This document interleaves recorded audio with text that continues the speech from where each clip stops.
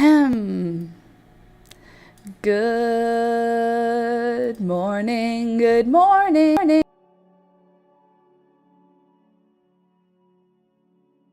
Relax. Audio issues is just a great way to start, you know. Good morning, good morning. It's the Last Minute Laura show. Good morning, good morning. Hello. Hi, everybody. Welcome back to another gorgeous morning. It is May 29th. It's Friday, and the weather's going to be amazing today. I've got some fun things to show you. I have a super alkaline, whoa, it even has like a weird, you can see visually that it's weird. Anyway, this water was ashes and water, and now it should have a very high pH. I don't know how high. I'm hoping high enough that we can use it as a modifier for our natural dye projects this summer. But I don't know how high it is yet. But I got out my pH test strips, and I got my bottle. It's in a Corona bottle because I collected the ashes from our fire pit when we went camping. And then I added water into the Corona bottle to make the ashes not on fire if they were still hot. Okay, calm down, eyeball. 1 second. Something in my eyeball. Oh, I also have big news. I'm going to be repeating this multiple times during the stream, but I got skin cancer burned off. Or at least precancerous lesions burned off. I got one burned off on my head, and I got one burned off on my chest. I'm very pleased about it. You can't sit on this one. Sorry, honey. This one's the one I'm actually working on, so you actually are not invited to sit on this one. Look at her. She's like, I'll just resist. No, this one's mine. You can lie on this one. I'll even move it over for you right here. Just move out of the way for a sec so I can put it on the right here. Excuse me. Excuse me, please. I'm just trying to open it for you. I'm literally trying to give you a hand. You just have to, like, trust me, girl. Anyway, good morning. Happy Friday. We are going to be crocheting. I just wanted to get that out of Peekaboo's way so she could have a cozy spot. That's what I wanted to say. Good morning. If there is any issues in terms of glitches or whatever, just refresh. If you refresh, you will find it corrects all issues. We are going to have a cool discussion today. At least I think it's going to be cool. By the way, if you hear the murmuring in the background, it's just Beelzebub is super chatty this morning. Don't know why. I'm fine with it. Anyway, we're going to be talking about gardening trends because I was looking at my garden and how much I love it. And then I started wondering, like, is my garden trendy? Is my garden cool? I like how it looks, and I don't follow garden trends. At least I don't think I do, but maybe I do. So I thought we could look at the garden trends of the past and see kind of where our styles actually fit in and what era we're actually gardening like. I thought that would be kind of a fun little activity for us for today. But before that, we are going to be crocheting.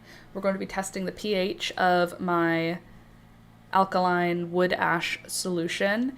And we're going to also be looking at some garden pictures. I think I took some this morning. Yes, I did.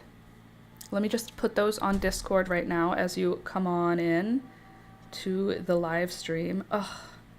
Sorry, someone posted in plants on the Discord already this morning, and it looks amazing. Okay, so I've got whole bunches of different plants on the go.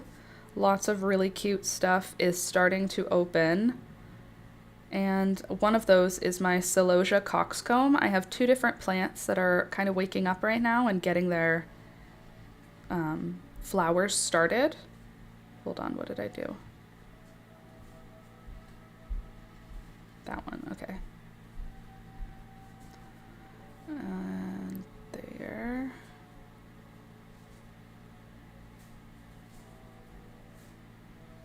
I got myself all turned around. There we go.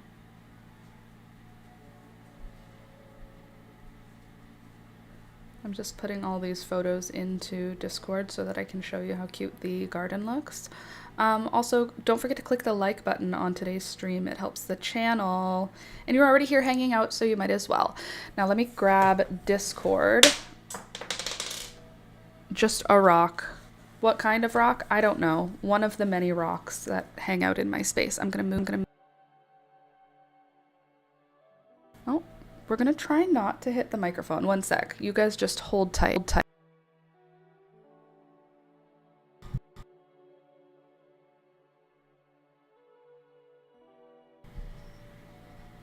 All right. Hopefully we won't have to move it anymore, and that can be it for the glitches. Good morning, Laura and everyone, and pets and plants. Oh, good morning, Louisa. Lovely to see you this morning. I hope you're having a good morning. Oh, I am so excited to tell you, my coffee plant, who is also named Louisa, is doing really well outside. I'm sorry, I just did a big yawn. She's doing really well outside, and she's like sunburned right now. Like there's some sunburn spots on the leaves, but it's not like damaged. It's just sunburned. Like it looks like it's gonna heal. It doesn't look like the leaves are gonna dry up and die. It just looks like the back of the leaf still looks normal, but the front of the leaf has like a clear sunburn. It's quite interesting. But anyway, the plant seems to be absolutely thriving. It doesn't seem to be bothered at all. All right, so let us jump into our Discord, the plants Discord, so I can show you what's going on in my garden right now, because at this moment we have quite a lot growing quickly. We've got a lot like kind of jumping out right now, and this is baby's breath. I'm very excited for the baby's breath because it's so pretty. And it doesn't go all summer. Oh, look, coleus. There's 2 coleus. And then there's basil seedlings. I haven't even been looking up close. Can you tell? Those 2 little guys at the bottom, that's coleus. This whole area has tiny seedlings and huge seedlings. Okay, so baby's breath is coming right along. I also have a couple of zinnias that are already trying to flower. And I kind of want to let them, even though what I should do is pinch them back at this point. But she's just a baby. Also, this is the garden heliotrope. If you're not a garden person, I can try. Hold on, let me have 2 parallel things going. Oh, you arrived right after I actually mentioned it. One second, let me get back to here first. My specialist appointment went great yesterday. I actually had 2 precancerous lesions. So I have no cancer on my body right now, but I do have, you know, the age spot that I've been complaining about on my chest, that is now burned out of my body. She used liquid nitrogen, and it hurt, but like it was totally like tolerable. And now I have this big blister, and it looks really gross underneath. And then the one on my head just got really dark when she burned it off. But no blister. So the skin is sensitive and it's dark. I have to have extra sunscreen. But anyway, really good. I don't have skin cancer, so that's great. And I didn't have skin cancer. I have precancerous lesions, which she said I will probably have lots of throughout my life and will have to get rid of because of my skin texture and tone. So that's that for that. Garden heliotrope. I don't feel sensitive about it at all. I'm very pleased. It makes me happy. I'm glad it's done. I'm glad that I now cannot worry, because I'm a worrywart when it comes to my skin. I look at it and I'm like, I have not done enough for her. She has not been protected. So anyway, also the dermatologist, she was gorgeous, and not like she had no work done. She visibly had no work done. Just a gorgeous human being. She had no makeup on. She had like no tattoos, no piercings, and she was the most beautiful. Do you know who Becca Bloom is? I'll show you her. She looked almost identical to this lady, Becca Bloom. She was beautiful. Like, I said out loud to her, like, "Oh my God, you're gorgeous," when she walked in, and then she went, "Oh my God, thank you." And I was like, "I'm sorry. I didn't mean to be weird. You just came in and it surprised me how pretty you are." And she was like, "Oh, well, thanks." Anyway, she looks like this. She's so pretty. Like, she just walked in looking gorgeous. Just like a natural beauty. And I was like, okay, cool. Well, good. I guess that it's good that you're the doctor who's gonna burn the stuff off my skin.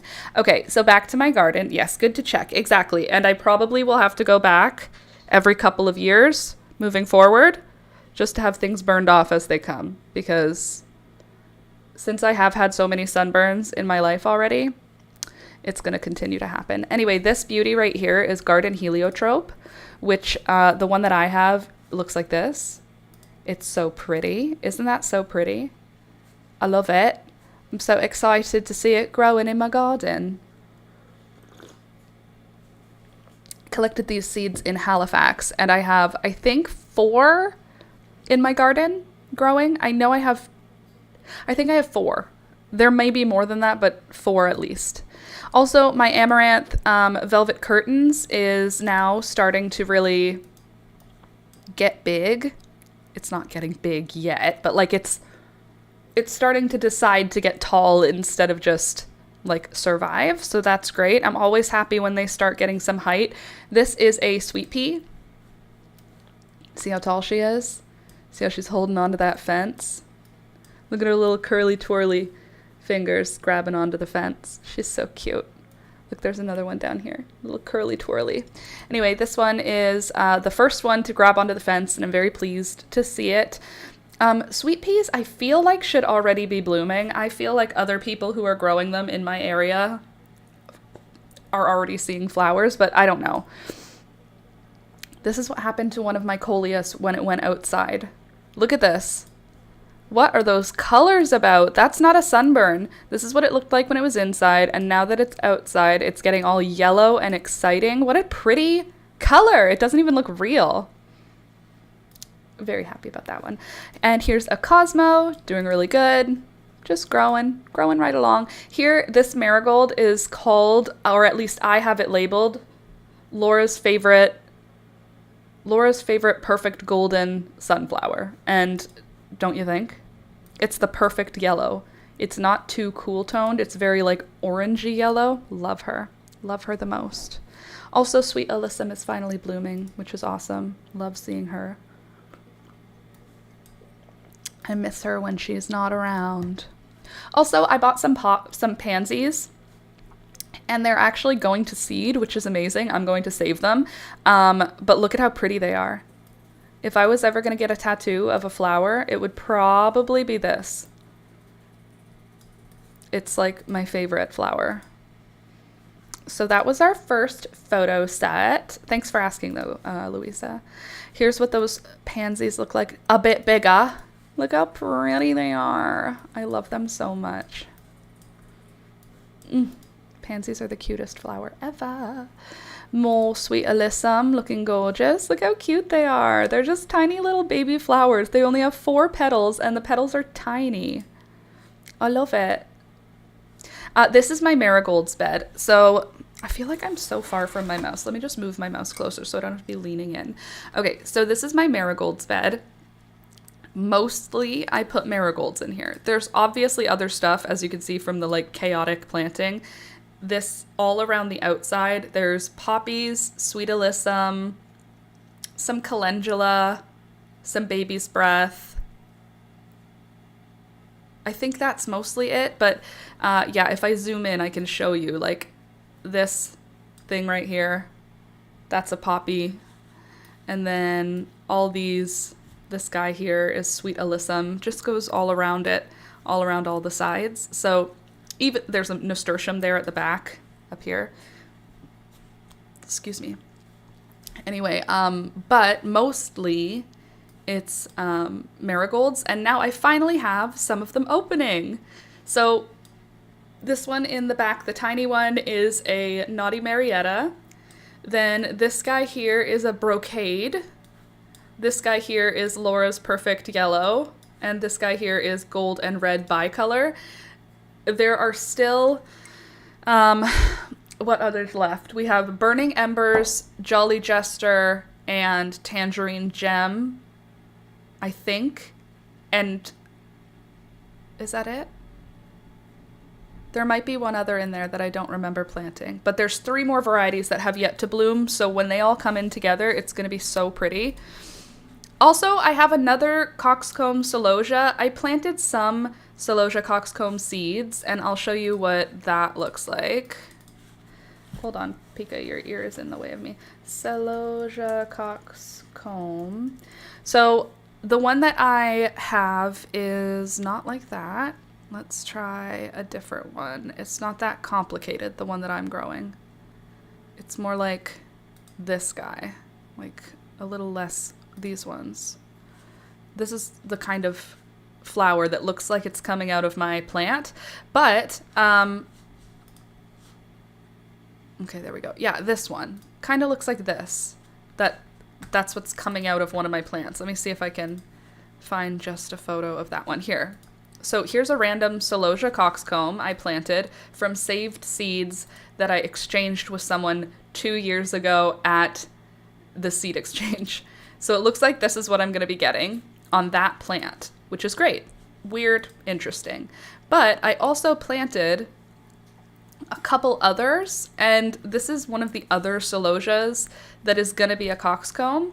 It has three heads right now, which I'm really excited about because more flowers is great. Always more flowers. But look, you can see it's going to be a coxcomb. And it's not going to be this pink color. It's going to be more of a salmon-y pink from what I can tell at this moment. I'm thinking it's going to be more like the color in the middle here. Or like something more like this. Something a little less bright pink and a little bit more orangey pink, I think. Just based on that. Makes me think this is more the direction we're going to be headed, which I'm excited for. I think that'll be great. It'll be different. Haven't grown coxcomb celosia ever. I always have grown the Selway or the flamingo feather. Also, I have only one Clarkia mountain garland in my whole garden. It's so sad. Also, good news, there's a cleome right there underneath. Right here. That's a cleome, which is good because I haven't had any yet. Where are you guys? What is going on this morning? Hello, wake up. Come hang out and look at plants and talk about plants. Am I talking to you or am I talking to me? Who's to say? Oh, also, I wish there were more planty folks in here right now because I need some help identifying some poppies. I want to know if I can figure out the difference between opium poppies and Shirley poppies, because this is a poppy, this silly little squiggly guy, but this is also a poppy. It's a different variety. Look, this is one kind. The one next to it's a different kind. You see, they are different kinds of poppies. And this is a third kind of poppy. This is breadseed or opium poppies. But what variety is this and what variety is this? I've been planting seeds for poppies for a long time. Hold on. Can you tell poppy varieties by the seedlings? Leaf shape, texture, and growth habit. While all true poppies share a few traits like forked snake tongue, when they first sprout, mature seedlings develop unique features. Okay, let's see. Breadseed poppies, broad, smooth, and waxy, glaucous leaves, powdery blue-green, that I already knew.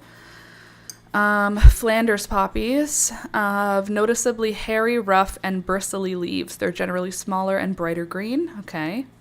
Oriental poppies, these are dense rosettes of large, deeply lobed, and heavily serrated leaves. Okay, leathery texture tends to be very fuzzy. Like, bro, that's not enough. I need more.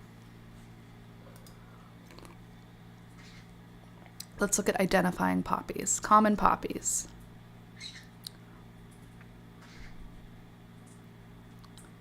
Seed capsules, okay, good. Petals are noticeably overlapping, not helpful. Flowers, fine.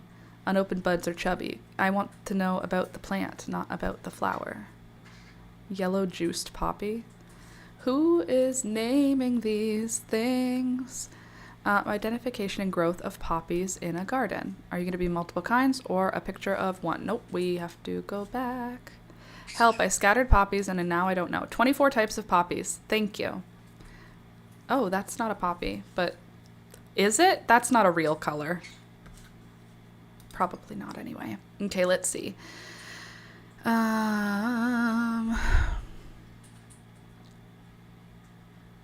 Okay, so I may have Flanders poppies.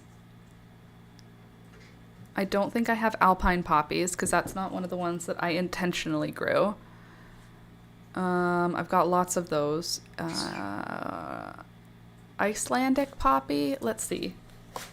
Icelandic poppy seedling. I may have that as well.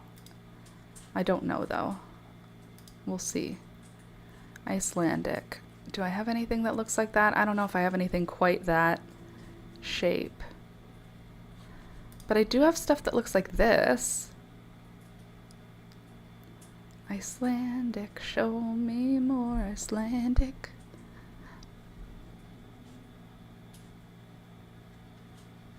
Early stage Icelandic. That's a good idea. Okay, so I might have these things. I might. Oh, this is a celosia. Poppies again, alyssum again, marigolds. Oh, it's because I went through it again. Hold on a sec. Let's see. See if I can find them. Oh, lordy. I also have a zinnia, excuse me, that is just about to open. It's a little tiny one, but it's supposed to be salmon, which will make me happy. Also, this is my brown sugar dahlia. This was gifted to me by another lovely plant lady. Brown sugar dahlia. It's pretty. It's weird. It's a little too orange, but we're going to go for it. I'm hoping it looks more burgundy than orange. I'm hoping we get more of this kind of a burgundy color. I think that'll be great. I'm not super keen on it, but I've already planted it. I wish it looked like this, but it probably isn't going to be like that because most of the colors have me thinking it's orange. Ooh, that's smart. That's a good idea to figure out the color of your flower. Putting it with the colors. Ooh, that's a pretty burgundy and bronze. Anyway, the dahlia itself is doing amazing. It's starting to get big, which is awesome. Here's pretty much my favorite view of the garden right now. I just wanted you to see what it looks like from my favorite view. This is pretty much my favorite view. I love how the geraniums look right now. I love how the onion is looking. I love the little castor bean plant, feels cute. There's just a lot. There's little pansies on the one side. It's just overall a really cute little look, and I like it. This is my preferred garden view right now. I usually find that I love a few views in the garden a lot. Last year there was like a shady area that looked so gorgeous and always had beautiful coleus. This year it looks like it's a direct shot of the shade garden. These are the poppies, or the pansies again. Are they not the cutest? I think they're so cute. Also, this marigold is obviously a crossbreed. I'm pretty sure it's supposed to be Naughty Marietta, which looks kind of like this flower. But if you look, we've got random petals showing up the wrong colors on a couple of the flowers. So won't be saving seeds from this one is basically where we're at. This is a lily that was growing in the front garden when we moved here, and I transplanted it to a pot, and it has never bloomed ever again, and it just makes this pretty little plant for me to enjoy every year. And is that okay? That's fine for me, that this is just a weird plant that I get to enjoy? It's not for flowers for me anymore. More of the pansies. I have 3 plants, so now you've seen all 3. I planted this one with some wild violets and some oxalis in a plant pot. Cute. There's that coxcomb again. Now the next one, the geraniums are doing beautiful. You can see my chicken wire down here. It is protecting baby rose campion. I've got lots of baby rose campion, and that's how it's being protected. This is houseplant alley. So I've got houseplants tucked in behind all of these pots. They'll come out once they've been acclimatized to outside, but you can see like this monstera is sunburned. She's fine, but she's sunburned. And this Hoya is a little sunburned on the edge, but she's mostly fine. Not really concerned. Last night, Alex and I hung up these vines on the inside. I remove them in the fall and use them as indoor decor in the winter, and then they go back out in the spring. So it's not, I know they're plastic, but it's fine. Don't be mad. Anyway, I hung these vines up so that when we are in our little garden seating area, this is our view. Obviously, it'll be better once there's more flowers and garden stuff. But yeah, our neighbors, they can see us from their window, and we can see them from in the backyard, so I wanted to create a little bit of separation, so those vines really helped. Also, this coleus is doing a lot. It is trying to flower, so we are going to have to pinch off that flower eventually, but for now, isn't she pretty? Such a bright color. Like, what? Look at that color. How is a plant making that? Just for funsies. This is a straw flower plant that is finally doing a lot. My straw flowers took a little bit to take off, and now they look really good. And this is a stone crop sedum, I believe, is what it's called. And look how cute she is. I love her. She's just a perennial that lives. She just comes back to life every year for me. This is a castor bean plant. It's tiny right now, but it's going to be, if everything looks good, it'll be 10 feet tall by the end of summer. Hey there, Christine. Good morning. Good morning. I is zombie tired. I woke up at 6 a.m., so I'm feeling pretty awake. It's 9:30. I'm mostly awake. I did have a makeup malfunction, which kind of threw my morning off, but now I'm good. I'm not sleepy. I'm trying to tell myself that because it's been 3 hours since I woke up. I have no reason to feel sleepy. This is my onion. She's about to flower. We're very proud of her. She does this every year. This is my favorite. I took a closer up so that you could see. The flowers are already growing roots, which is silly. So there's a tiny little onion bulb attached to a flower, and the onion bulb is growing a root in here while the flower is starting to open before it even has a chance. So these are the babies it's making. Yo, you skin is glowing. I need the routine. I'll tell you the routine. Slather the absolute shit out of your face with sunscreen. This is sunscreen. This is all sunscreen. There is nothing special about my skin routine right now except that I have so much sunscreen on all the time. Because due to the fact that my skin is susceptible to skin cancer. They grow up so fast. I know, I'm so proud of them. So anyway, that is the houseplant section. Moving right along. I've got, this is a hollyhock leaf or a malva leaf. You decide. It's one of them. This is a beautiful nasturtium leaf. Look, they're already that big. Flowers in no time. Okay, so this is how I chaos garden, and I know that I know it's chaotic because I know none of my friends or family garden this way, and I am just fine with that. I don't need my garden to look the way other people's gardens look. I will say my garden is much fuller than a lot of people's because I just keep planting. So I'm... Hi, honey. Nice to see you too. Good morning. So let me show you in this garden. This garden is supposed to be the zinnia garden. So what that means to me is that the plant that is in there the most is zinnias. But if I can draw your attention to the back corner here, this is a verbena or a salvia. I don't remember. I threw seeds into this bed in March and in April and in May, and then I put my seedlings in May. So the seeds I threw were a mix of flowers and herbs and stuff. So that one at the back, I believe, now that I'm looking at it longer, I think it's a salvia, hopefully a blue salvia.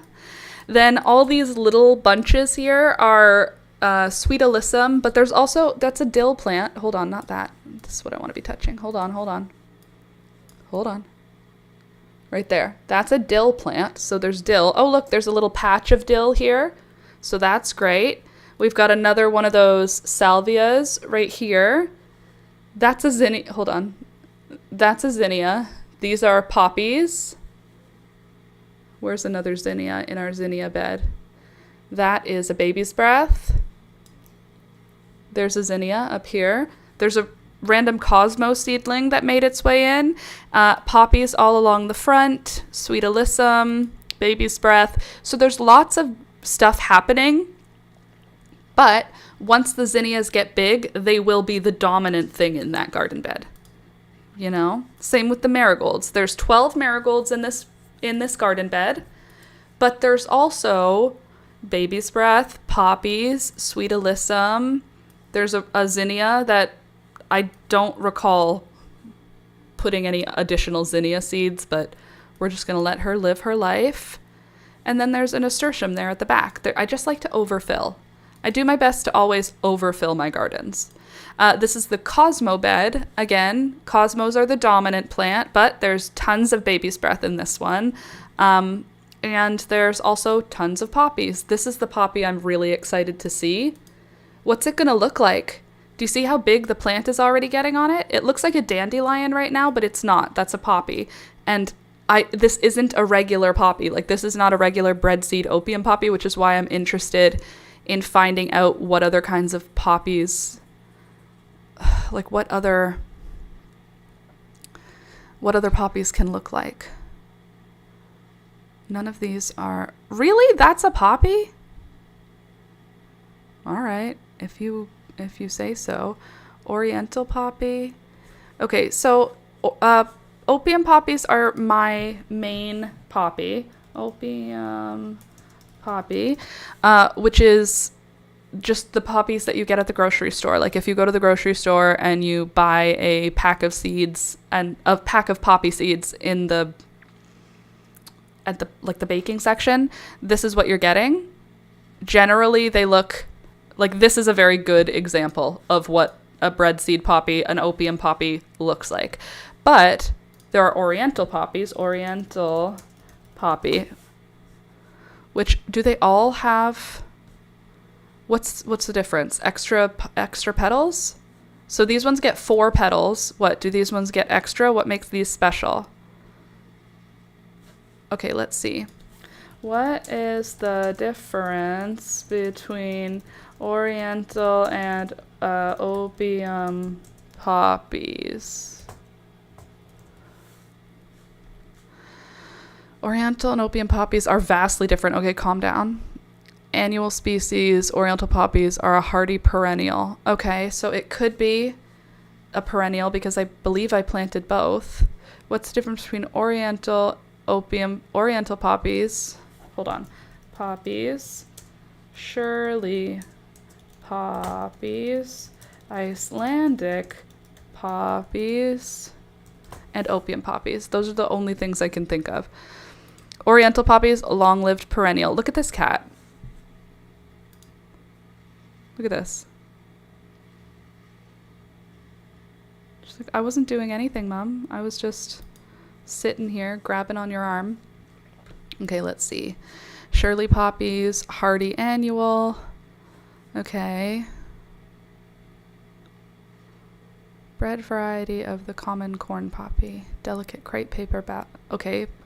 It could be any of these. Icelandic poppies, short-lived perennial, usually grown as an annual. Smaller, upward-facing blooms. The best poppy for vase arrangements. Okay, so hold on. I want to know Icelandic poppies. I know, this is so interesting. Just bear with me. Icelandic poppy seedling. Okay, oriental poppy seedling. And then what were the other ones? Shirley poppy seedling. Shirley poppy seedling. And hold on. Icelandic, oriental, Shirley, and then breadseed, or opium, which I don't need to know what that looks like. I know. Okay, this is definitely in my garden. I've definitely seen this in my garden. Let me see if I can find it, because I didn't take a picture of it intentionally. Oh, hold on. While you're here, here's my garden. Isn't it pretty? If it's here, it's in this part of my garden, I would think. This has a lot of poppies. It's like Where's Waldo, but for poppies. I'm not seeing anything right at the moment. Okay, relax first of all. Okay, so Icelandic poppy, possible. Not for sure, but possible. I did have a lot of things that looked like that when they came up, and that is what it's gonna look like, and that's what it looks like, and this is what it could look like. Okay. Then Oriental poppy seedlings. How do you guys look? I feel like I have things that look like that, but I don't believe that that's right. Okay, hold on. Oriental poppy. Show me more seedlings.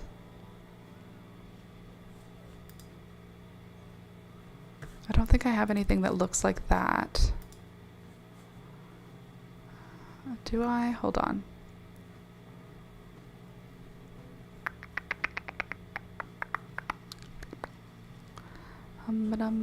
Uh-oh. Okay, so there's this. Shirley poppy seedling. What do you look like?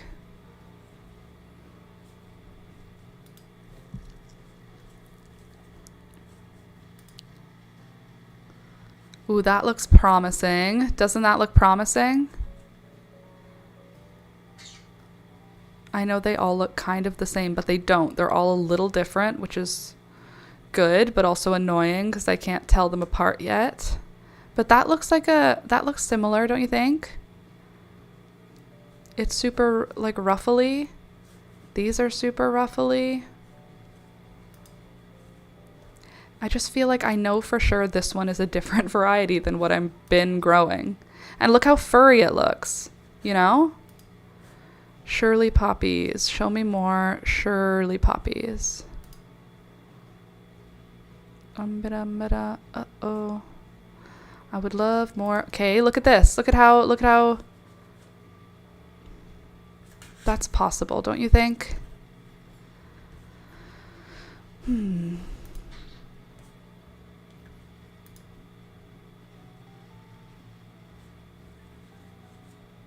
Double Shirley.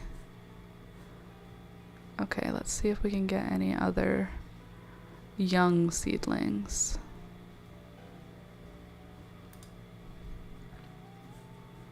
Come on, that looks close, right? Look at that. Look at that.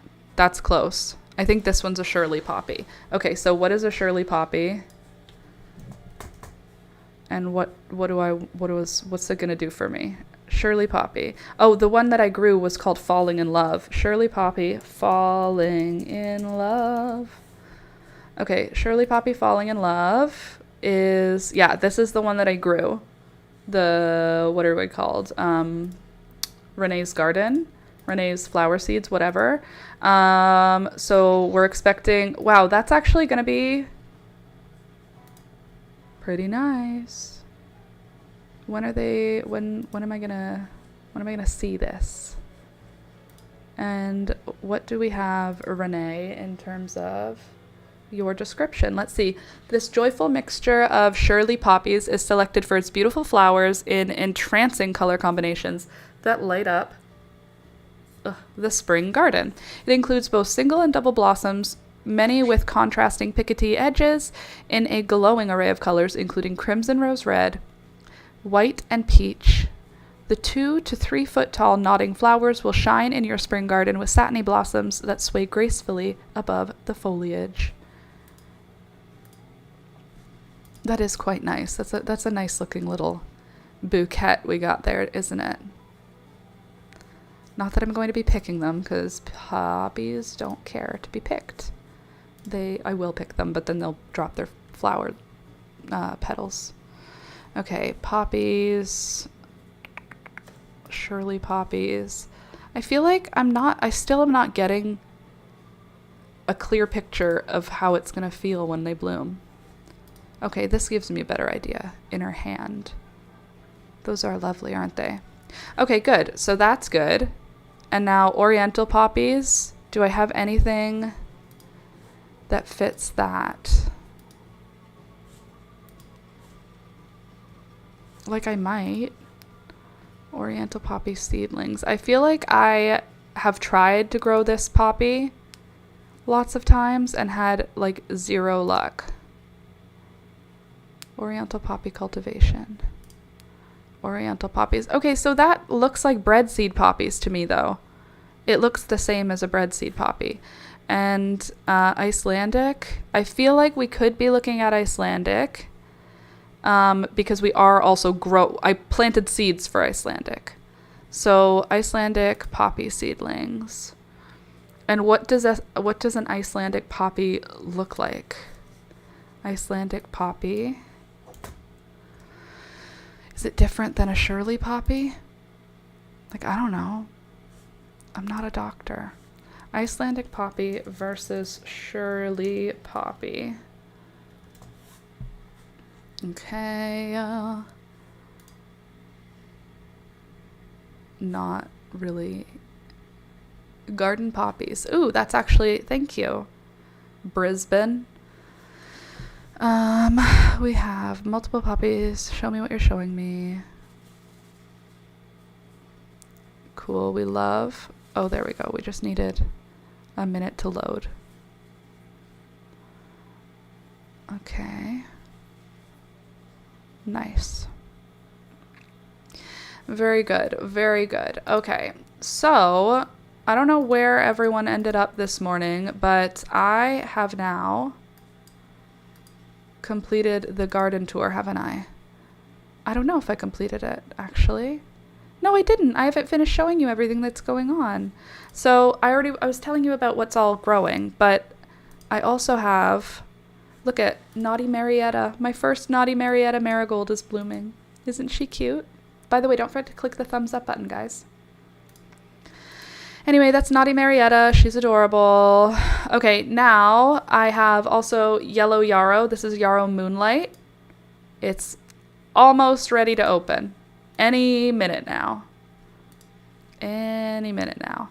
I also have a Burning Embers just opening up today, which is very exciting. I love Burning Embers. That's a marigold that is mostly red with a really nice orangey yellow outside. Gorgeous.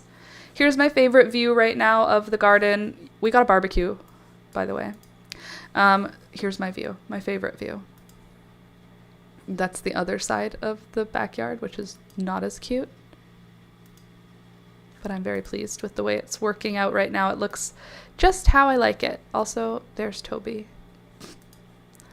Okay, it's 9:52, which is just about 10 o'clock. I'm going to take a quick break because I have to go pee. You guys can sit here with the animals and chit-chat with them. And I will be back shortly. I'm going to turn the music up a little. I'm going to turn the volume down.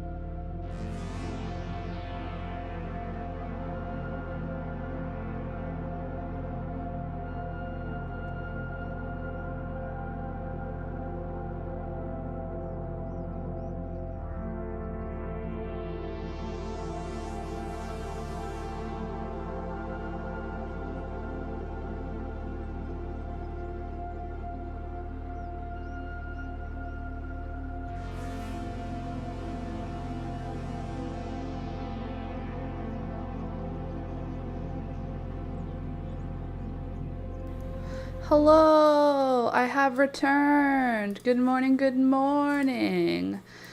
Welcome, good morning. Hello, hello. And I hope you enjoyed your break. Welcome back. I hope you're having a good morning. It's time for us to jump in to what we talk about today, which is what the title says. Gardening trends through the decades. I thought we could talk about that because, like I said at the beginning of the stream, Beelzebub, what's going on? What's the drama, little mama? You just chit-chatting? Just trying to make some loud noises? How about you, Gary? These animals these days. Okay, so first let's do a quick shoulder stretch. Beautiful. And then let's get back into crochet. Wow.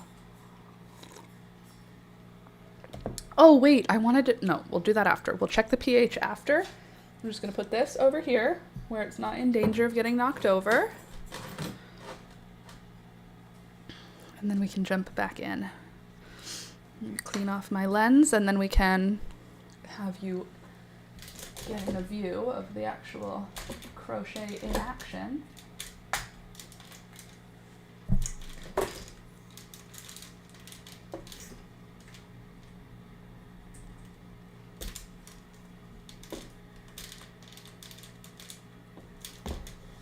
What is happening? Why shan't you be staying up? There we go.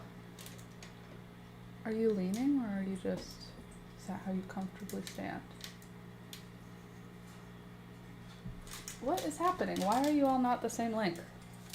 Why have you no grip on reality? Okay, got it, nailed it, here we are.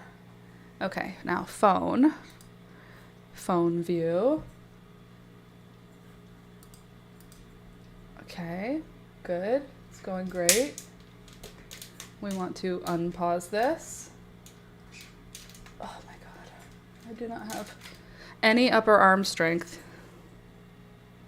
There we go. Ah, you're too close.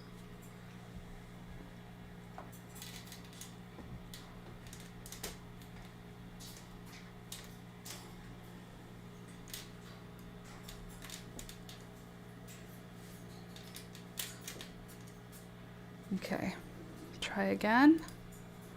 Good. Now we can, where am I here? I'm over here. Okay. Where's my, there you are. And here we are. Oh, excuse me. Got to the end of the row, chain one and turn. Great.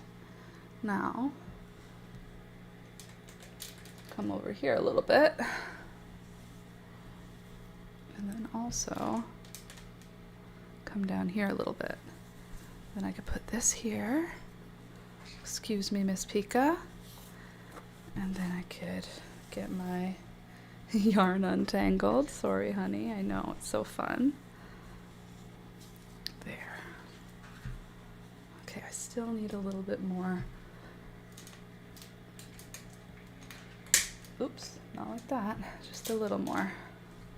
And how far over are we? Oh, we're right at the edge. Okay.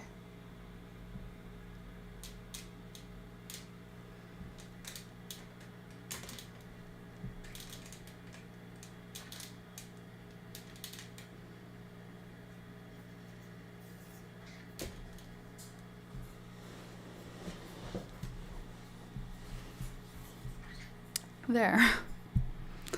Now I feel better. Now that's more organized.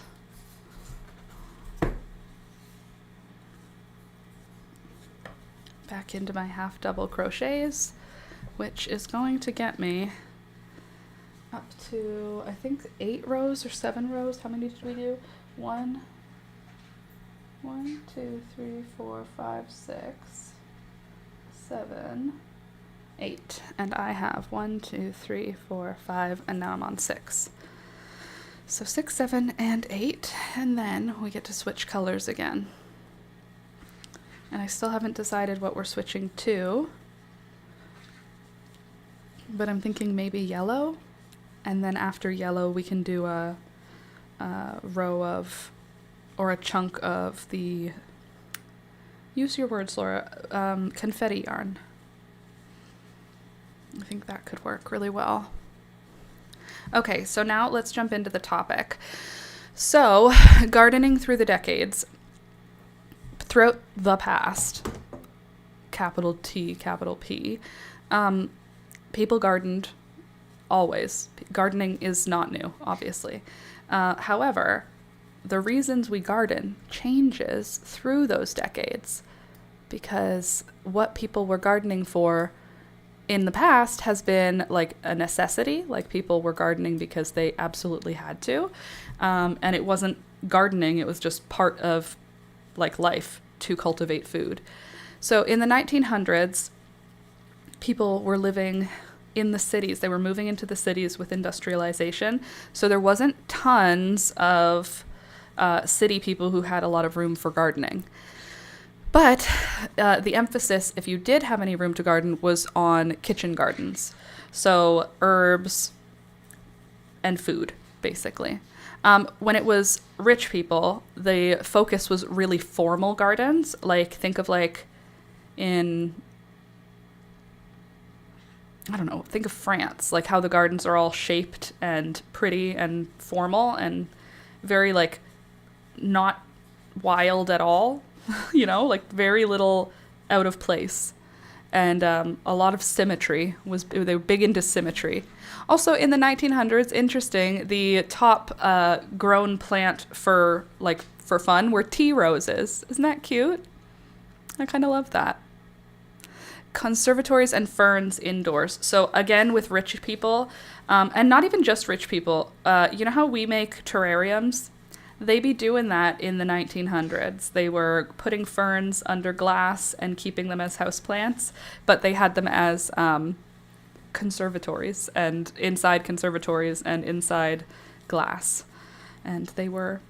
So that ferns have been an indoor plant, which is odd because ferns are not the easiest thing to keep alive, in my opinion, as a houseplant. So it's interesting that that was like one of the common indoor plants was ferns. So in the 1900s, which is 1900 to 1910 is what I'm talking about, people relied more on their own homegrown food, and people who had time to actually have a garden were rich. So it was a sign of status. Like rich people would be able to be like, oh, these are our gardens, and it would be more of a status symbol. But I suppose now it's a status symbol. If you have an in-ground garden, it means you have land that isn't toxic, which is cool. You know what I mean? I feel like it's still a status symbol. And so there wasn't really an element of relaxation involved in gardens back then. It was like function and performance rather than like personal quiet enjoyment, you know? So in the 1910s, what was big in the 1910s? Victory gardens. So World War I, everybody's freaking out about not having enough food. And then victory gardens became a big popular thing in the time where you would plant a specific garden. And victory gardens were like, it wasn't just plant gardens so that you're helping the troops. It's like more than that. Let me get a description of a victory garden here. Victory garden, like map, maybe? Victory garden map? Like what you're supposed to plant. They had like a beautiful victory garden plan, victory garden layout, like so that you would have the right food for crops. I don't know, man. It was pretty cool. It's kind of like sad and like dark because it's like it became a thing because the women were alone and needed to grow their own food so that the food could go to the troops that was being grown otherwise. But let me get back in here so I can show it to you at the same time. So there's a Victory Garden layout. Hold on. For a family of 5. A Victory Garden for a family of 5. So onions, head lettuce, beets, collards, globe onions for storing, parsley and mixed herbs, endive, broccoli, cabbage, lettuce, rutabagas, spinach, early onions, tomatoes interplanted with head lettuce, tomatoes interplanted with early cabbage, onion sets, tomatoes interplanted with early onion sets, carrots followed by late spinach, bush beans followed by turnips, Swiss chard, beets followed by half a row of head lettuce, half a row of radishes, onion sets followed by leaf lettuce followed by radishes, early cabbage, spinach, carrots, parsnips. It's just a lot of food. Mix a small quantity of early radish seed with all turnips, carrots, parsnips, and beets sown before May 1st. Use summer radishes May 1st to August 1st. Early varieties again in fall. Interesting. On a plot that is 25 feet by 50 feet. That's pretty cool that they first of all that they thought that gardens could be that productive. That seems like for a family of 5 to feed a family of 5. But isn't that interesting? Just rows on a small garden that big, you could feed your family. Pretty cool. There's another little Victory Garden setup. Anyway, so that was big in the 1910s. That was what was all the rage. So it wasn't all the rage because of trendiness. It was all the rage because of necessity. But what's interesting is the top 10 plants of the 1900s, that's 1900 to 1910, tea roses, ferns, peonies, like flowers, right? And like personal plants. The 1910s completely shifts. Beans, cabbage, potatoes, tomatoes. Still flowers though, marigolds and nasturtiums, and still like herbs and stuff for productivity, but also for beauty. So I mean, there's that at least. And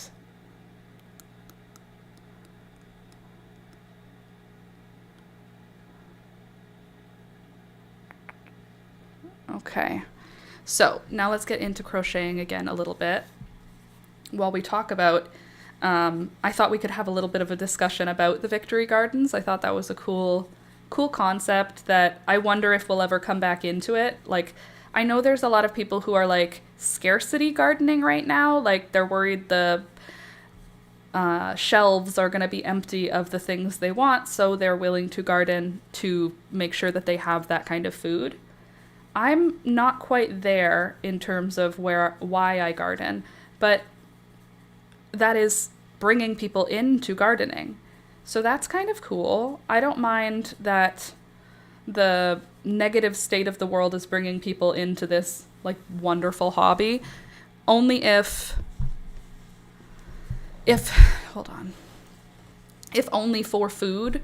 Still they will get some joy hopefully out of the actual work of gardening. I really enjoy it. So if the worry that food won't be on the shelves is getting someone to start gardening, I still think it's a good thing, because after all, any gardening is better than no gardening.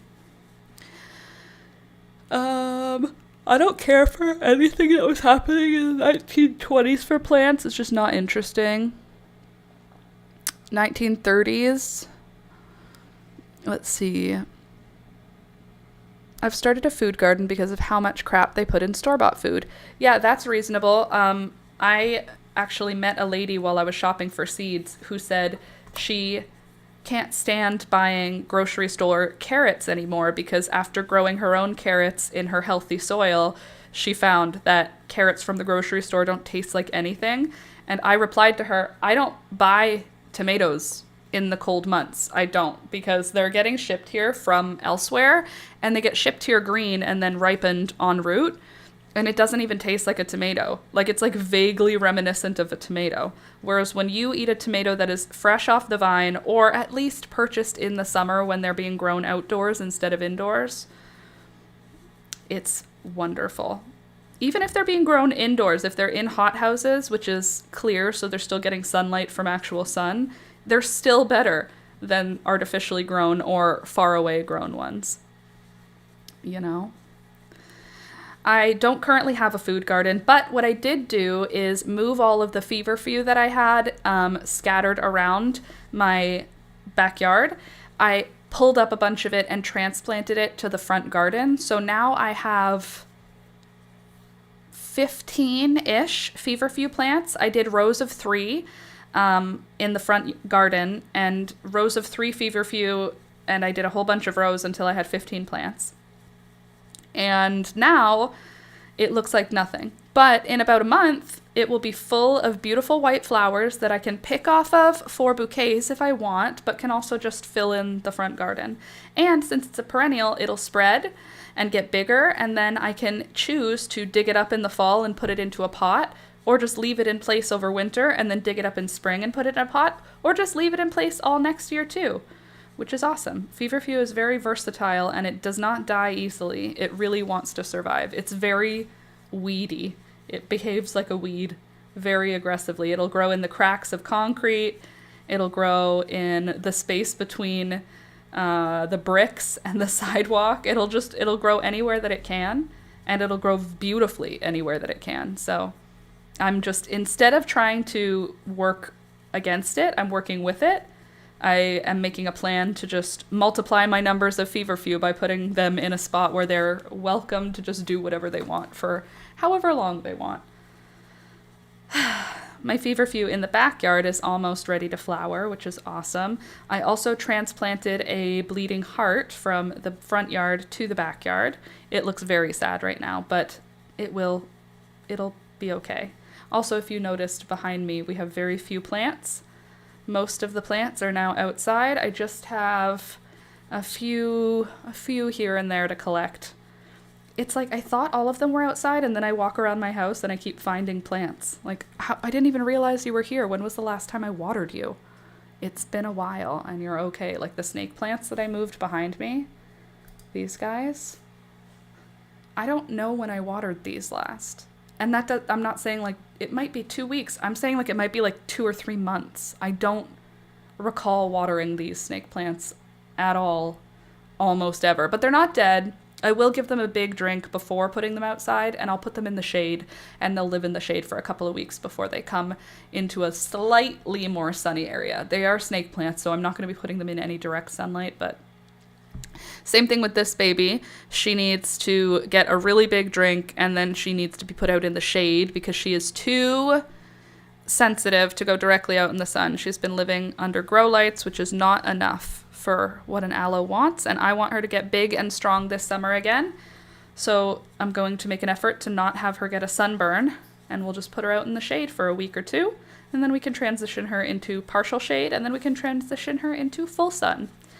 Same thing with my lemon tree. Needs to transition into full sun.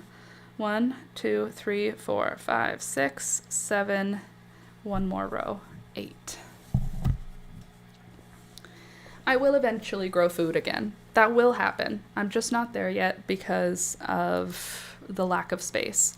Right now, the most rewarding thing for me to grow is flowers, and so I'm going to do that. I'm going to just grow what makes me feel great and move from there. Work on it from there. Alrighty then.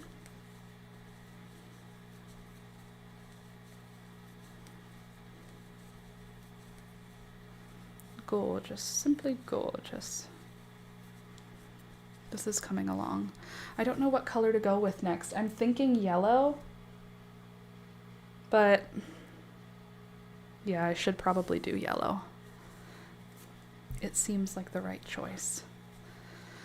Oh, also, at the dermatologist yesterday, exciting, after she burned off my precancerous lesions, as she so called them, she gave me information about getting laser on my skin, which I had never considered before as far as like for beauty, but when she positioned it as for health, That felt a little better. So I was looking at some of these where there's like age spots, because that's what I'm feeling sensitive about. And it looks like age spots can be reduced quite a lot. I don't particularly want to get all of my freckles removed, but I do like the idea of getting some of the sun damage to be gone off of my body. I don't want, but like freckles is sun damage, so I need to figure out like what that would mean. Like I don't want to accidentally burn every single freckle off my body. That's not the intention. But anyway, that was really, oops, I may have just, oops. Anyway, I am looking forward to getting more information about doing a laser on my face, because I don't want to have skin cancer, and I also want to have fewer wrinkles, and apparently the laser can do that. I was told at the clinic that it is $500 per session, and you get the 4th session free. So it's $1,500 for 4 sessions, essentially. It's not something that I would be looking into for the next like 5 years, but I feel like, I said to Alex, I think for $1,500 when I turn 40, I would do that. You know, like a 40th birthday present to me could be, this is $1,500, which is expensive, but also all the sun damage will be gone, and I'll be starting my 40s with clean and clear and healthy skin. I feel like that would be a good way to do it. And I showed the dermatologist all of my products, and she said they were all good, and that sunscreen is the most important thing ever. So wear your sunscreen, or you're gonna have to get stuff burned off of your chest, which is what happened to me. I don't even know how it looks now. I wanna look at it. I haven't seen it. I can't get this off, so unfortunately, I don't think you get to see it today. I don't want to rip the blister. It's a big old blister now. She had to burn it off with liquid nitrogen. It didn't hurt. It hurt a little. It hurt a little, like prickles. And then after that, once it thawed out and started blistering, it kind of felt like when you burn your head on the straightener. You know? You know what I mean, Jelly Bean? So, Milky Way cupcakes, what are you growing in your garden this year? What food stuff are you doing? The only food stuff I have in mind right now are things that are foods by accident, like nasturtiums are food, and also herbs. I have lemon thyme, oregano, sage, basil. I think that's it. I don't think there's anything else in terms of food stuff. I have grown food in the past and been very successful at it. Like when we lived on a farm, I grew so many tomatoes we didn't even know what to do with them. I grew so many squashes and zucchinis. I grew butternut squash like crazy. That was the craziest year for productivity. I was the most productive girly. So fun though. When I have eventually some amount of land again, I will do that again. 1, 2, 3, 4, 5, 6, 7, 8. Confirmed. Cut. And back to yellow. Gorgeous. Oh, Miss Peekaboo. You sweet chunky cat. You sweet chunky cat. Hello. Finish my row, chain 1 and turn.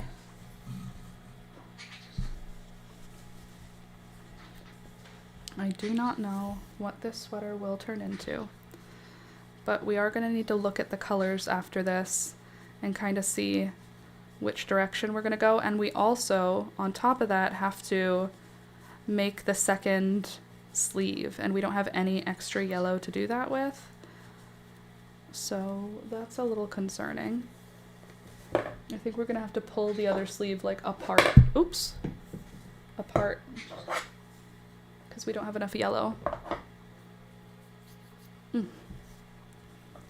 So the sleeves may not be the same as the body pieces, but that's okay.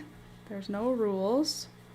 when we're doing something handmade. Everything is as we want it to be. Okay, let's move on to the next decade.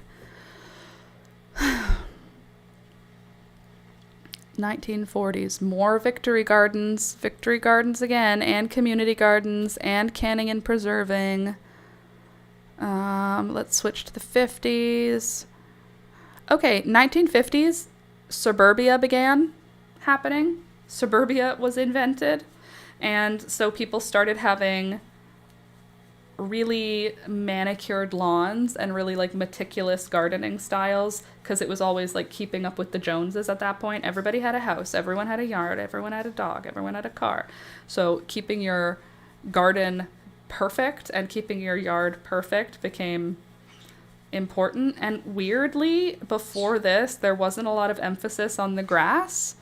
And the grass emphasis, when I was looking about the 1950s, there was like tons of ads about grass maintenance stuff. It was a big boom of grass. Not my favorite. Hold on a sec. Just hold on, I'm refreshing. Sorry, I had a little glitch there. There we are. Very good. Simply gorgeous.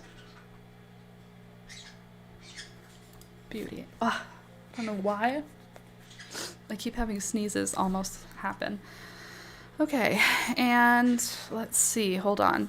What else was super big in the 50s? These aren't interesting. I tried to make interesting bits, but now that I'm reading them back, I'm like, it's fine. Would you rather grow flowers or grass? That was my discussion question. I was obviously tired last night while making it. 1960s was a bring it back to natural looking, bring it back to wild. There were a lot more wild gardens, wild looking gardens. Environmental awareness started being a thing in the 60s, worrying about the bees, worrying about, the future was an issue. You know how we were talking about the big crochet boom of macrame and granny square items and such which and whatnot? Well, in the 60s, in the plant world, it was like wildflowers and organic gardening, doing native plants. People started like caring, which is pretty cool.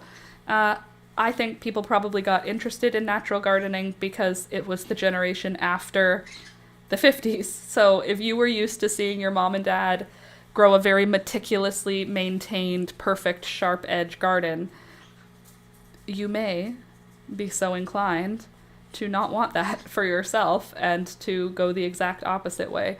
And no surprise there. That happens with lots of generational things. But it happened with gardens too, which I thought was kind of neat. Don't you think? Well, I do. And whenever I think of 1950s and gardens, I think about Edward Scissorhands. Just super, like, straight lines, pastels, mostly just green that has been shaped accordingly. But in the 60s, what were the big flowers? Big popular flowers, sunflowers, daisies, obviously. Indoor plants were spider plants, which I think is cool. And what about the 70s? What do you think of when you think of 70s and gardening? I think of tropical plants. That's what I would think. Because like 70s, I'm thinking like disco and doing dancing and drinking and drugs in your house. I feel like you're going to have tropical plants, like big tropicals, I mean. Indoor jungle house plants, that was one of the big ones. But having big plants, I feel like big tropicals in an apartment doing disco, don't you think? And I thought this was going to be interesting, and now that I'm rereading it, I'm like, it's fine. Maybe it's just not interesting for me today. Because, like, I'm looking, and I'm like, eh. The 2010s, it was big on houseplants, rare houseplants, monsteras. What else did I miss? This one. Okay, so cool. The end. Thanks for coming to my TED Talk. We can try that one again on another day. I feel like I wasn't into it enough to go through it, but planting through the decades seems like a cool topic that we could really dive into when we have planty-minded folks in the chat. I feel like we could get deep in there. How much yarn do I have left on this? Do I have a ball left? Oh, there could be enough for a whole other row. Beautiful. What I'm actually got a little bit excited about last night, I was looking at my alkaline wood ash solution that I'm making for natural dye stuff, for maneuvering, what am I trying to say? For manipulating color in my pigments. And when I was getting excited about that, I realized I could possibly do lake pigments this season. I don't think that it would be like completely out of the realm of possibility to include lake pigments in my plans, because I do plan on doing natural dye. So lake pigments is just one step farther. Lake pigment, let me see if I can. Lake pigments are made by turning a liquid natural dye into a solid pigment powder that can be used in paints, watercolor, ink, or pastels. So basically removing the water from the natural dye, making a natural dye and then removing all the water somehow without losing any of the color. So alum is important, washing soda is important, coffee filters, distilled water, gloves, and a stirring spoon. I'm looking at all the, I made a list of ingredients you need. So natural dye, sure. I can make my natural dye with marigolds or onion skins or whatever. And then we strain out all the plant material. Sure, that's fine. While the dye is still warm, dissolve alum into the dye bath. Okay. 1 tablespoon of alum per 2 cups of dye liquid. The alum helps bind the dye into pigment particles. Okay. Step 3, precipitate the pigment. In a separate container, dissolve the washing soda in warm water. 1 teaspoon of washing soda, 1/4 a cup of water. Slowly pour it into the dye mixture while stirring. You should see cloudy particles forming. This is the lake pigment precipitating out of the liquid. Let it sit overnight until all the pigment settles to the bottom. Carefully pour off excess water. Filter the remaining pigment through coffee filters, muslin, fine cloth. Spread the collected pigment onto glass, ceramic, or parchment to dry out completely. Once dry, gently grind into a fine powder. You now have handmade lake pigment. Like, that seems pretty cool. And I don't know what the next step is in terms of watercolor. Like, where do I get gum arabic? Or glycerin? Where do you get gum arabic? Gum arabic. I feel like I've seen this elsewhere. Gum arabic. Okay, cool. I could probably get that somewhere. I just feel like I thought that it would be something we would have to deal with like way in the future. But I don't think it's that difficult. Says that's famous last words, right? I don't think it'll be that hard. I'm gonna go insane this summer trying to do it, aren't I? It's gonna be fine. It's gonna be great. Meh.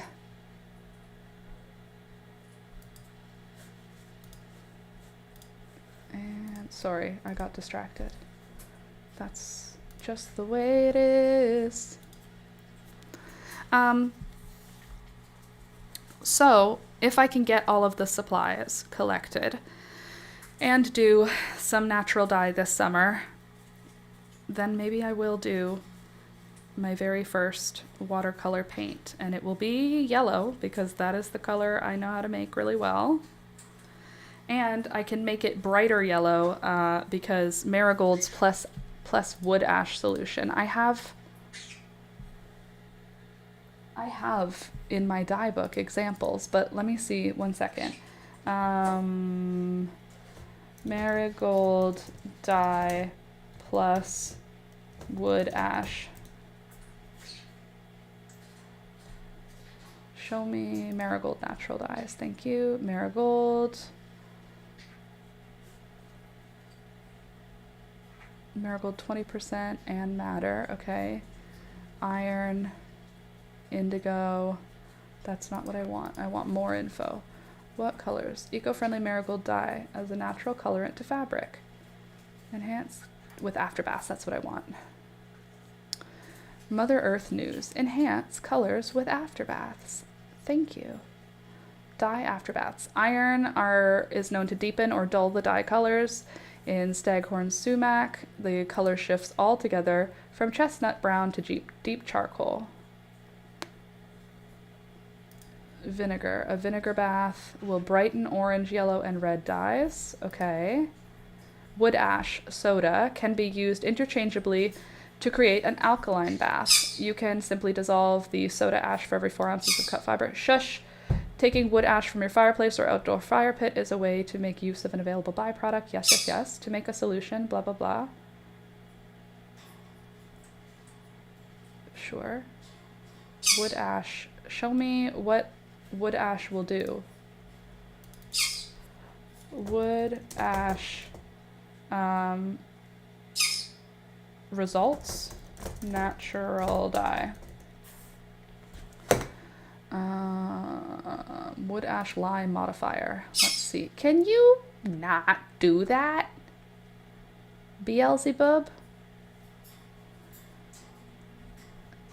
I've been hoping to do, I read that using wood ash as a dye modifier. Yeah, how to find plants, blah, blah, blah. Okay.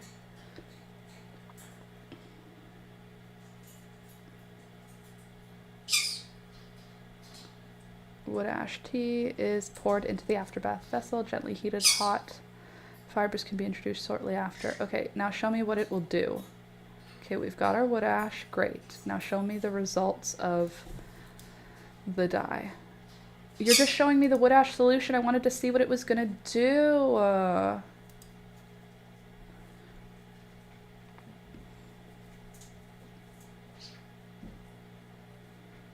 Mordants, yes. Tannins, yes. Additives, yes.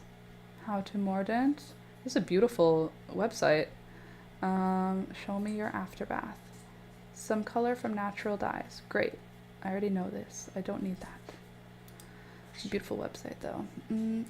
Homemade wood ash solution from Last Minute Laura. That's me. Ash and clay makes clean. And has anyone played with wood ash as a dye resist? Can ashes be used as a mordant? Wood ash results, natural dye. Images. Wood ash, where are you?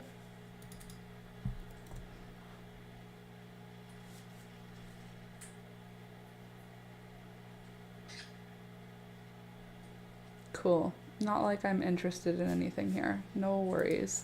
Well, let's find out what our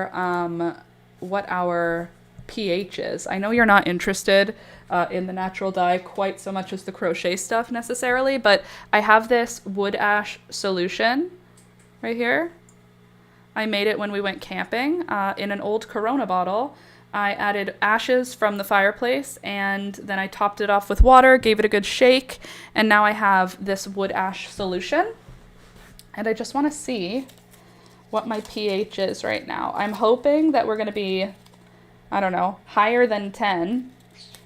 7 is water, and 12 is bleach. So we would like it to be very alkaline.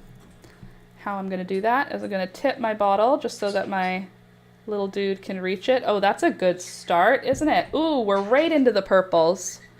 Beautiful. The purples is where we want to go. I would say we are... Ooh, I don't know. Maybe 13? That could be a... It's definitely higher than 11. Here, let me show it to you up close. Ooh, that might be a 14.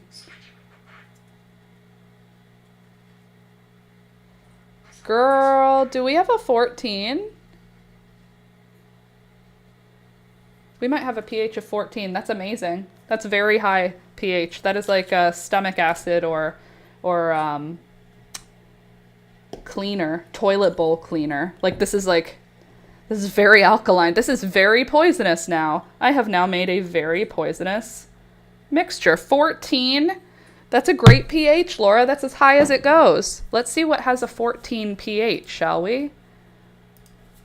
What has a pH of 14? Let's see. Highly caustic and strongly alkaline. Liquid drain cleaner. Great. What items have a pH of 14? I want a list.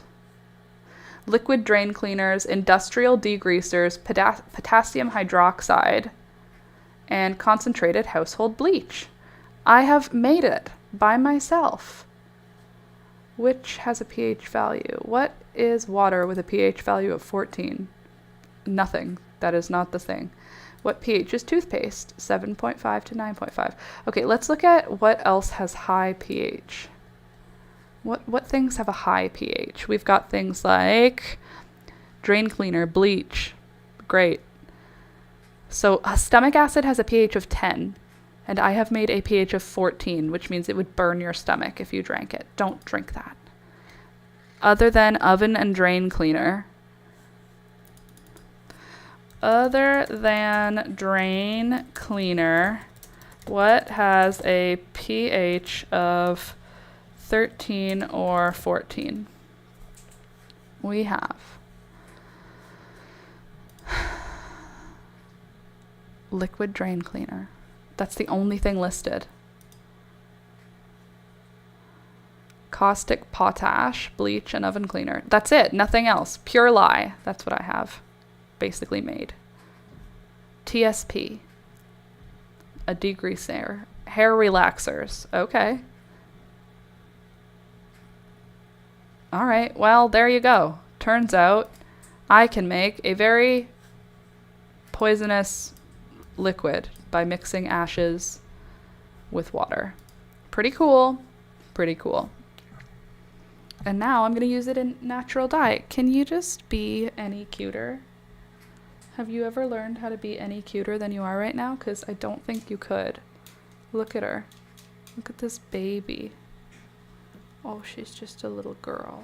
She's just, oh. She's going, You just muttering? Doing some kitty cat mutters? What do you have on you here?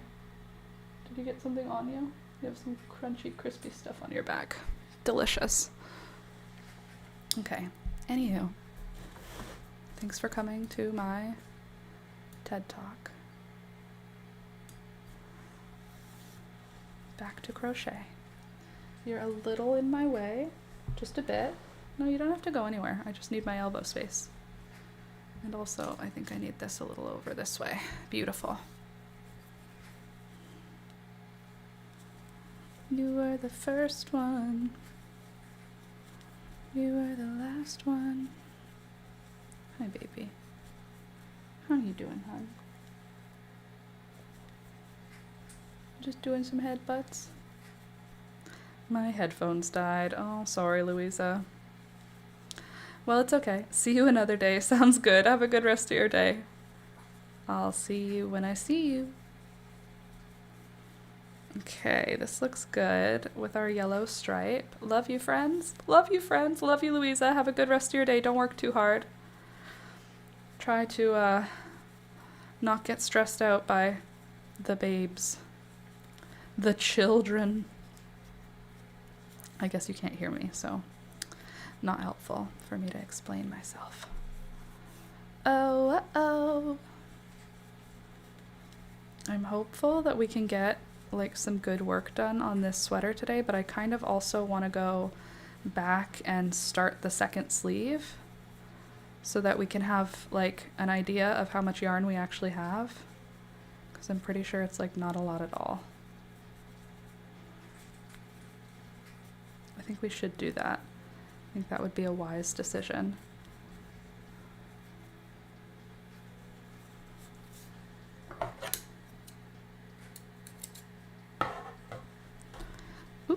sorry, Tobe. Drop my crochet hook on him.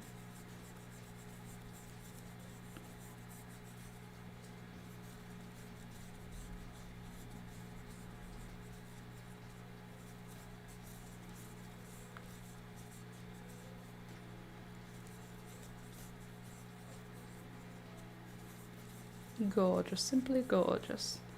Oh yes, don't forget to click the thumbs up button. Totally. Thank you, thank you. Okay, so we have a tiny little bit of the yellow left in this ball. I'm gonna call it quits on this body piece for today. And I think we're going to start the second sleeve. And I think we're gonna need to take out some of the yellow on this first sleeve. And by I think, I mean pretty confident that's what we're gonna have to do. If I can just get myself organized here. Gonna need that crochet hook back, Toby, thank you. Okay, so for the second, where did that go? Oh, my orange yarn has left me. Don't go anywhere, Pika. You're welcome to stay here as long as you like. Okay? You're welcome to stay here as long as you want to. Pretty lady.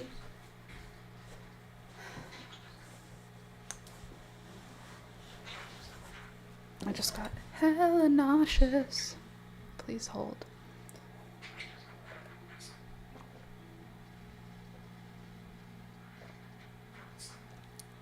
Okay. Now, I think I did 33, but I'm just going to double count my first one here.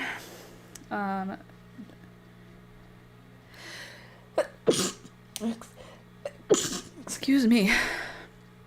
2, 4, 6, 8, 10, 12, 14, 16, 18, 20, 22, 24, 26, 28, 30, 32, 33.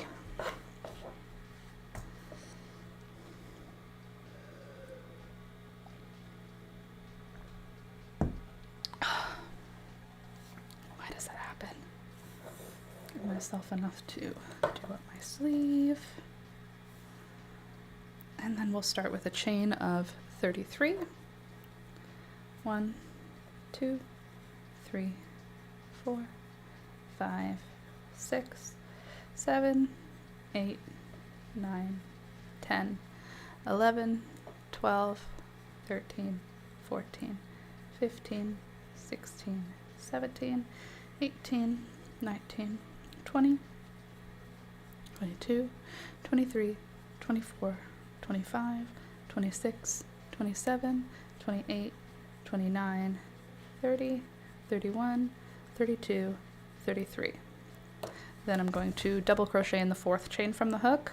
1, 2, 3, 4, and double crochet across.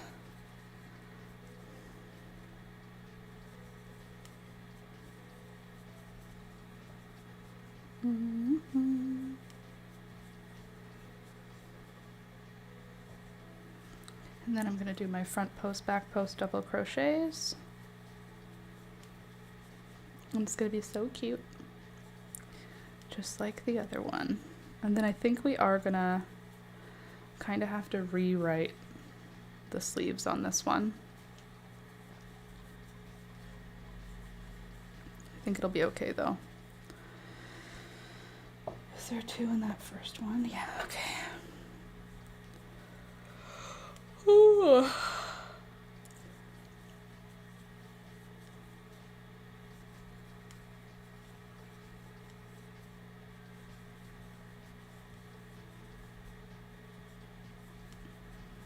I'll turn the music up. I'm just gonna sit here and quietly crochet for a little bit.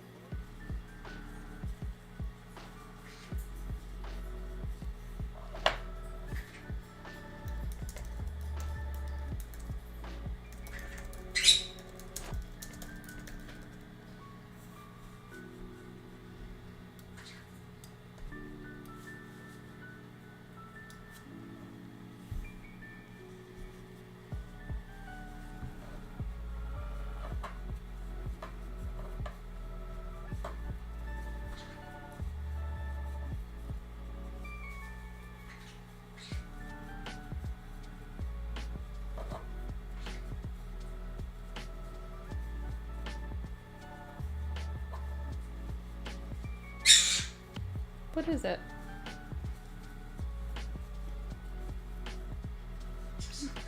You're so good. You're a good bird.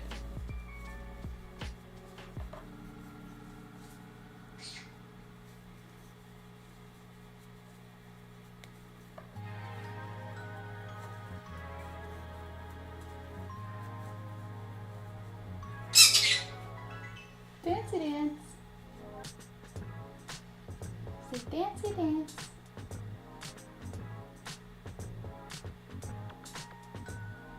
Dancy dance, dancy dance, dancy dance. Dancy dance.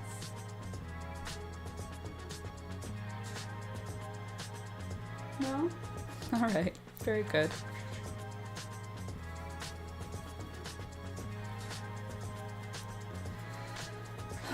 What are you gonna do? I hope you guys are having a good morning. If you're hanging out here later, I hope you had a good morning already.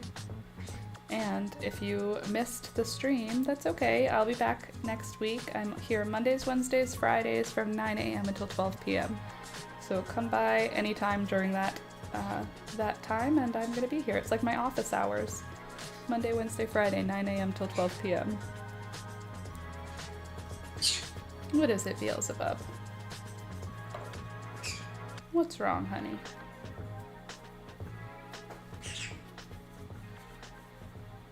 So I'm doing front post, back post double crochets now, and I did that for the first row, and now for the second row I'm going to start with a back post, and then I'm going to do front post after that. So it's like the reverse. So 2-row repeat for the front post, back post. What is it, Beelzebub? What are you chirping about? And that's going to give us the perfect little rib stitch for our cuff, which is perfect. You're so good. You're so cute. You're so good. You come here. You come over here, baby. Hi. You're a pretty bird. You're so good. You come here. You come here. Come on. Come here. Come on, Beelzebub. Come here. Come on. Mm-mm. Mm-mm. Mm-mm.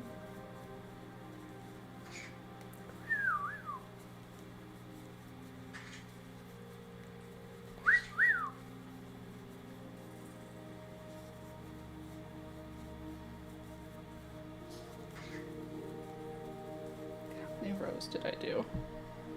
We have 1, 2, 3, 4, 5, 6. 1, 2, 3, 4-ish I'm on. I just think if we do the sleeves as well, parallel, we'll know how much yarn we actually have of each color, and we won't have to feel as close to being in a losing game of yarn chicken, essentially. It's the goal is to not be in a losing game of yarn chicken.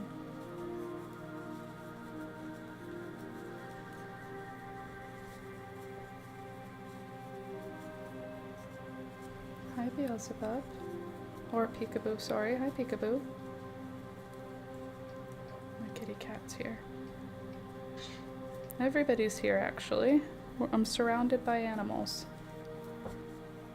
She's so freaking cute, this cat. Look at her right now. How am I supposed to ever get anything done? She just says, I'll just sit right here next to you. This looks like a really good spot for me, I think. You're right about that, girl.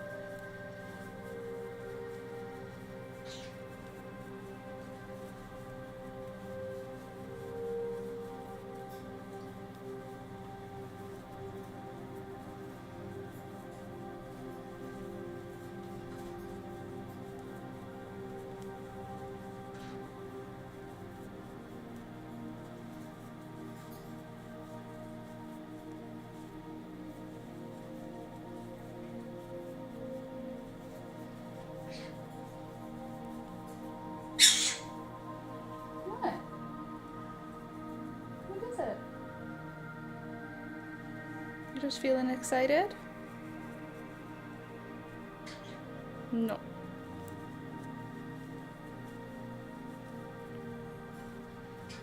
Mm-mm. Mm-mm.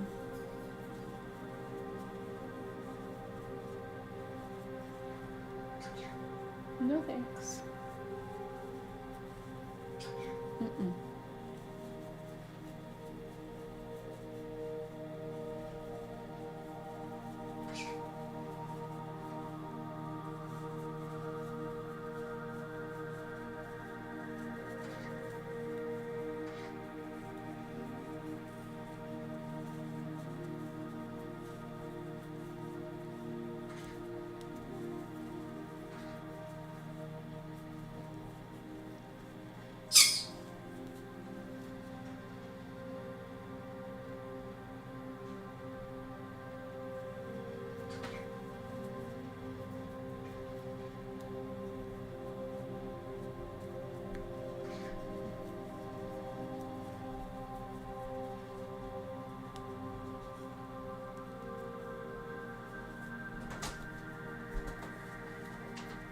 I'm going.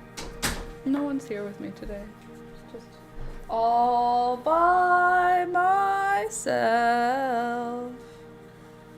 Oh, I mean, right, meow, I suppose. Mm, All the folks that come and go. yeah. I'm gonna go early today. Oh. Where are you going? Julia. Oh, you're not getting picked up? Yeah, I'm getting picked up Okay, cool. early. Oh, that's cool.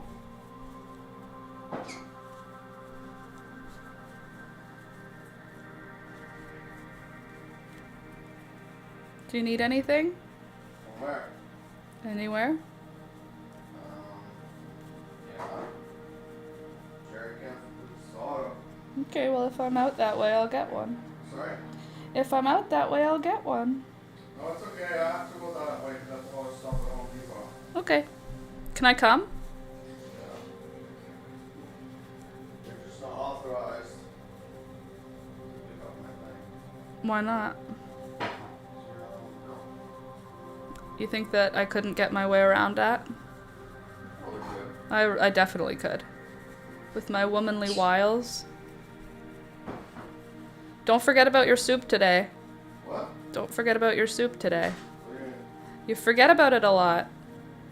Oh. You gotta put a timer on for 3... I have you. I have you. You put a timer on for 3 minutes. I have you. Yeah, I know, but I don't know until I smell it. Then I run. And then it's burnt. And then I just add some water. Problem solved.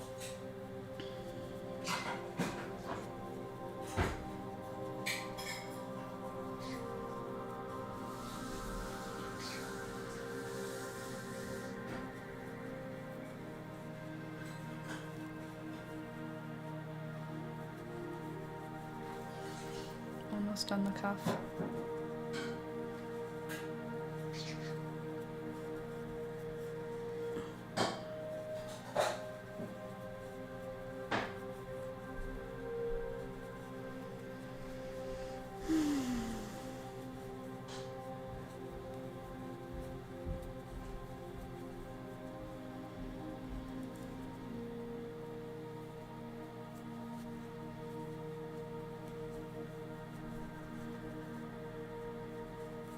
Cool. Then, where'd the scissors go? Under you. Thank you.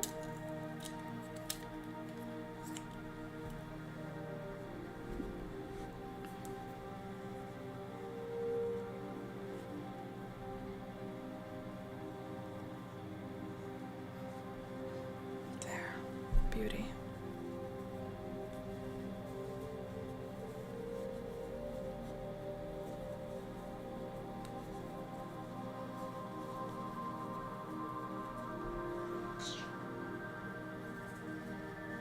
Cool.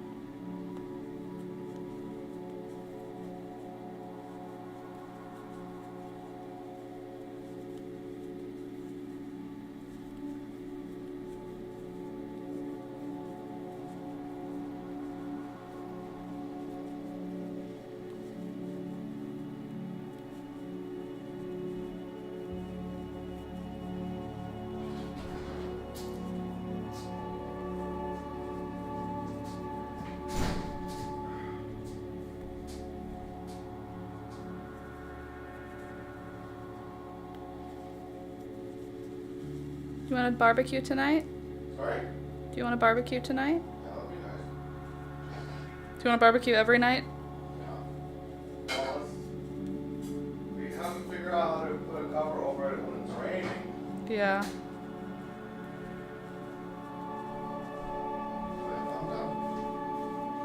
What's the weather for the weekend? It's all supposed to be okay until next weekend. Next weekend is when rain starts. Okay. It's the last time I checked anyway. Cool. Today, do you know the temperature? Warm? It's about there. It's 24. It's 20 right now. Okay. Nice. I want barbecue. Me too. We got a barbecue this week because my sister was throwing hers out because it was broken, and Alex brought it home and he fixed it and refurbished it. Like, he got all new parts for it and cleaned it for hours. He said it was almost $100 to repair it back to functioning order, but $100 for a nice barbecue is not too shabby.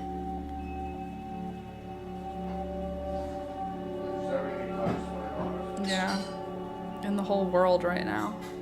But my Indian husband can't make it not spicy. That's funny. But also, like, at least the spicy food is yummy spicy food. Does he, like, not think it tastes finished or something when it's not spicy? Or is it just that all the spices he likes happen to be spicy spices? You know? Like, garlic is a spice or whatever, allegedly. But it's not spicy. I don't like all spices. I like spices, but not all spices. Huh. Making me think here. Here to help you think. Beelzebub. Shush.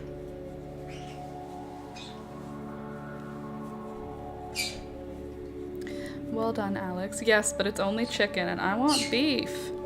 Ooh, yeah, some BBQ'd beef, aka hamburgers.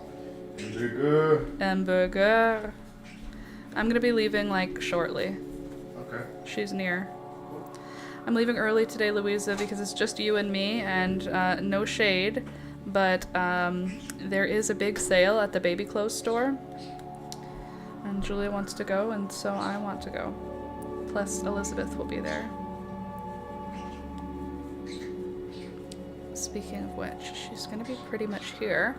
So I am going to finish my row of the sleeve, and then I am going to end the stream early because as much as I love having fun with you guys, also he doesn't trust that I can barbecue.